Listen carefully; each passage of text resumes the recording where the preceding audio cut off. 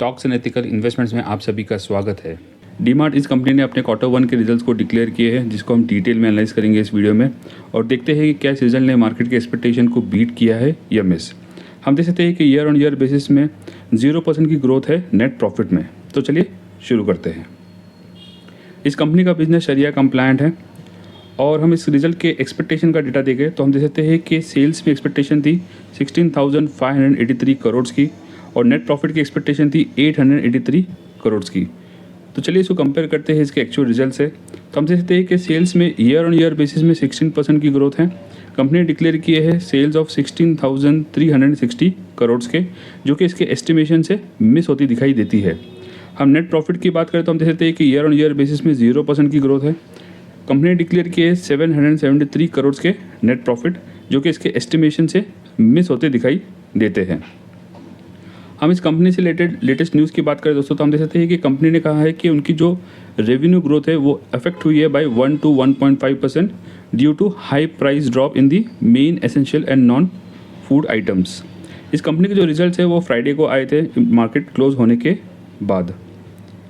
हम इस कंपनी के स्टॉक्स के वॉल्यूम का डेटा देखा जाए तो हम देख सकते हैं कि लास्ट 30 डेज़ का एवरेज डेटा देखें तो उसमें 46.7% जो है वो डिलीवरी में बाइंग हो रही है।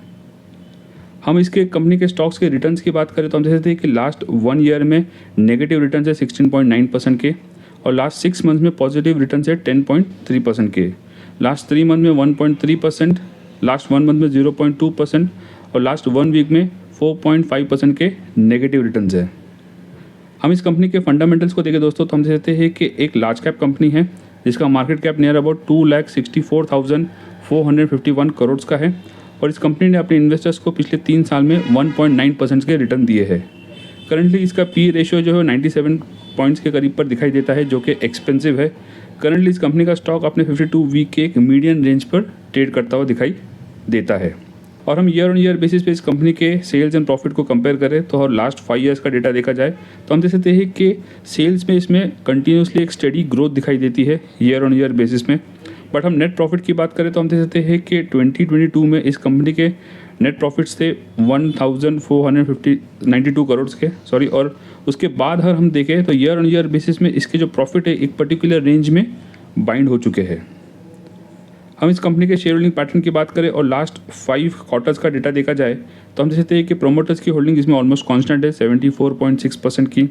हम एफआईएस की बात करें तो एफआईएस की होल्डिंग इस क्वार्टर जो है वो स्लाइटली रिड्यूस हुई as compare to previous quarter. और हम डीआईएस की बात करें तो इनकी होल्डिंग इसमें स्लाइटली इंक्रीज हुई है 9% पे हुई है as compare to previous quarter जो कि थी 8% के करीब पर। और हम पब्लिक की बात करें तो पब्लिक की होल्डिंग 8.04% है, जो कि पिछले क्वार्टर के मुकाबले स्लाइटली रिड्यूस होती दिखाई देती है। हम टेक्निकल इंडिकेटर्स की बात करें दोस्तों तो हम देख सकते हैं कि बोलिंजर बैंड में करंटली इस कंपनी का स्टॉक जो है वो एक मिडल रेंज पर ट्रेड करता हुआ दिखाई देता है और इस कंपनी का स्टॉक अपने 52 वीक हाई से तकरीबन 20% के डिस्काउंट पर ट्रेड करता हुआ दिखाई देता है। ये सारे टेक्निकल इंडिकेटर जो है वीकली चार्ट के बेसिस पर है। हम आरएसआई इंडिकेटर की बात करें दोस्तों तो हम देख सकते हैं कि ये है 49, जो कि हम कह सकते हैं कि न्यूट्रल जोन के करीब पर है। और हम MACD चार्ट की बात करें तो देख सकते हैं कि इस कंपनी का जो स्टॉक है वो करंटली एक बुलिश ट्रेंड में ट्रेड करता हुआ दिखाई देता है, बट अब इसके हिस्टोग्राम जो है वो स्लाइटली रिड्यूस होते दिखाई देते हैं। तो ओवरऑल हम इस कंपनी की बात करें दोस्तों तो हम देख सकते हैं कि एक लार्ज कैप कंपनी है और पिछले 3 ईयर्स से इस कंपनी के जो प्रॉफिट ग्रोथ है वो एक पर्टिकुलर रेंज में बाइंड हो चुके हैं। और हम इस क्वार्टर 1 के रिजल्ट को कंक्लूड करें तो हम देख सकते हैं कि both in sales and profit इस रिजल्ट ने मार्केट के एक्सपेक्टेशन को मिस किया है, इसलिए हम इसको एक वीक रिजल्ट कह सकते हैं। इसके जो रिजल्ट्स है वो फ्राइडे को आए थे मार्केट क्लोज होने के बाद, तो इसका एक्चुअल रिएक्शन जो है वो हमको next trading day that is Monday को ही समझ में आएगा।